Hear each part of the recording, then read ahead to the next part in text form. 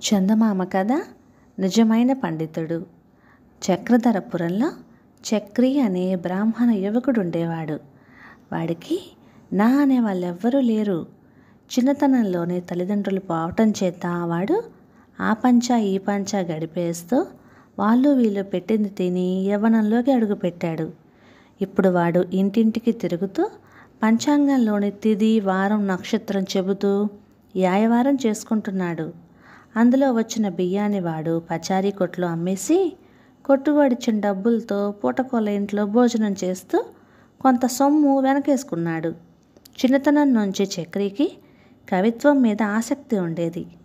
వాడు ఒకరిద్దరు పండితుల దగ్గర శిష్యరికం చేసి పద్యాలు అల్లడం నేర్చుకున్నాడు. వాడు చక్రధరపురంలోని సత్రం అరుగు మీద పడుకొని తను అల్లిన పద్యాలు రాగయుక్తంగా పాడేవాడు. ఒకనాడు ఆ సత్రం గదిలో బాటసారిగా ఎక్కడికో వెళ్తూ ఒక కవి బస చేయడం జరిగింది. ఆ కవి చక్రి పాడే పద్యాలను శ్రద్ధగా విని వాడితో, నాయనా, గాయకుని గానము, కవి చెప్పే కవిత్వము ఆశ్రయం లేకపోతే చిల్లి గవ్వ విలువ కూడా చెయ్యవు. చూడబోతే నీ దగ్గర మంచి ధారణాశక్తి ఉంది. ఏ రాజునైనా ఆశ్రయించు. భుక్తి లభించడమే కాక చిరస్థాయిగా ఉండే కావ్యాన్ని రాయగలవు అని మెచ్చుకున్నాడు. కవి మాటలు చక్రికి ఉత్సాహాన్ని కలిగించాయి. వాడు రాజధానికి పోయి రాజును ఆశ్రయించాలనుకొని నిర్ణయించుకున్నాడు. ఉన్నపలంగా రాజధానికి ప్రయాణం కట్టాడు. యాయవారంలో సంపాదించి వెనకేసుకున్న డబ్బుతో పూటకోళ్ళ ఇంట్లో భోజనం చేస్తూ ప్రయాణం సాగించి కొంతకాలానికి రాజధానికి దగ్గరగా ఉన్న ఒక గ్రామం చేరుకున్నాడు. ఆ సరికి కనుచీకటి పడుతున్నది. చక్రి పూటకోళ్ళ ఇల్లు ఎక్కడున్నదో తెలుసుకుందామని బయలుదేరాడు. దారిలో ఒక రావి చెట్టు కింద రచ్చబండ మీద కూర్చొని ఉన్న నడి వయస్సు బ్రాహ్మణుడు వాడిని పలకరించి పూటకోళ్ళ ఇంటి సంగతితో పాటు వాడు రాజధానికి బయలుదేరిన విషయం కూడా అడిగి తెలుసుకున్నాడు. తర్వాత ఆయన చక్రితో, నేను కూడా బ్రాహ్మణుడినే. సాటి బ్రాహ్మణుణ్ణి పూటకోళ్ళ ఇంటికి ఎలా పంపుతాను? మా ఇంటికి రా. పైగా నువ్వు కవివి కూడా. నిన్ను రాజధానికి పంపే ఏర్పాటు నేను చేస్తాను అన్నాడు. చక్రి సంతోషించి ఆయన వెంట వాళ్ళింటికి వెళ్ళాడు. వాకిట్లో బ్రాహ్మణుడి తండ్రి ఉన్నాడు. ఆయన బాగా వయస్సు పైబడినవాడు. చక్రి పుట్టుపూర్వోత్తరాలు అడిగి తెలుసుకొని వాడితో తమ వంశానికి బీరకాయ పిచ్చు సంబంధం ఉన్నదని గ్రహించి చక్రితో, నాయనా, నువ్వు నాకు చుట్టానివి అవుతావు. ఈ ఊళ్ళోనే ఉండిపో. 4 ఇళ్ళ పౌరోహిత్యం ఇప్పిస్తాను. కొంత కాలు చెయ్యి కూడదీసుకున్నాక రాజధానికి వెళ్ళి కవివి అవుదు గాని అన్నాడు. చక్రి ఏదో సమాధానం చెప్పబోయేంతలో ఆయన మనవరాలు స్వాతి అక్కడికి వచ్చింది.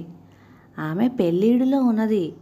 చక్రిని చూసి కాస్త సిగ్గుపడుతూ, తాత, వడ్డన పూర్తయింది. నాన్న మిమ్మల్ని రమ్మంటున్నాడు అన్నది.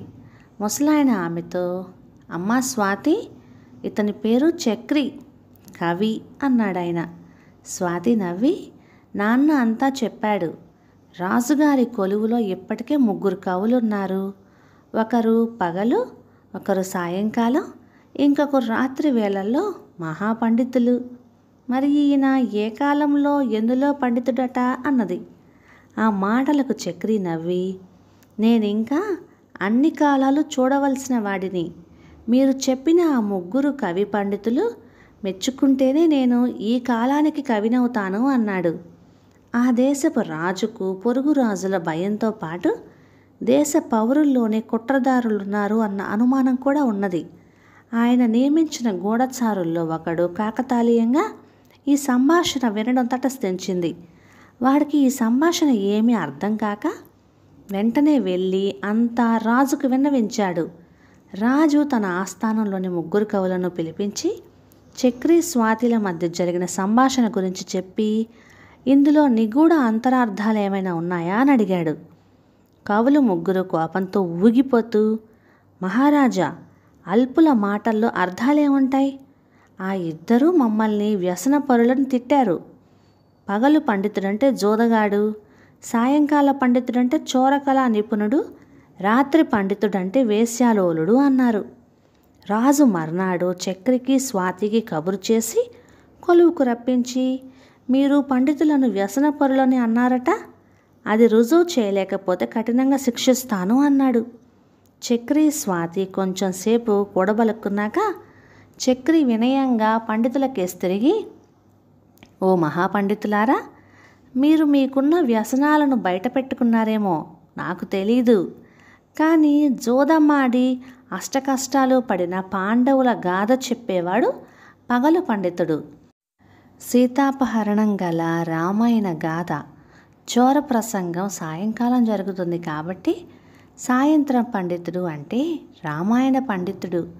ఇక రాత్రివేళ పండితుడు అంటే రసిక లోలత్వము గల శ్రీకృష్ణుని గాథ చెప్పే మహాభాగవత పండితుడని.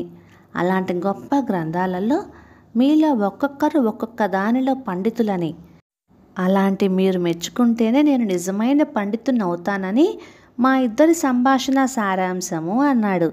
చక్రి ఇలా చెప్పగానే పండితులు పరమానంద భరితులై, మేము అసూయ ద్వేషాలతో తీసిన విపరీతార్థాలతోనే మేము ఏ కావ్యాలలో పండితులమో లోకానికి చెప్పిన నువ్వే నిజమైన పండితుడివి, నిన్ను మనసారా అభినందిస్తున్నాము అన్నారు.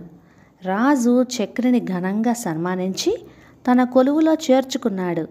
ఆ తర్వాత నెల తిరగకుండానే చక్రి స్వాతిని పెళ్లి చేసుకుని కవిగా 4 కాలాల పాటు నిలిచిపోయే కావ్యాలు రచించాడు. నిజమైన పండితుడు అనిపించుకున్న చక్రిని అసలు ఈ ప్రశ్న అడిగిన స్వాతి కూడా నిజమైన పండితురాలే కదా. కథ సమాప్తం. ఇక ఈ కథ మీకు నచ్చినట్లయితే ఇలాంటి మరెన్నో తెలుగు చిట్టుపొట్టి కథల కోసం లైక్ చేయండి, షేర్ చేయండి, సబ్స్క్రైబ్ చేయండి. Thank you.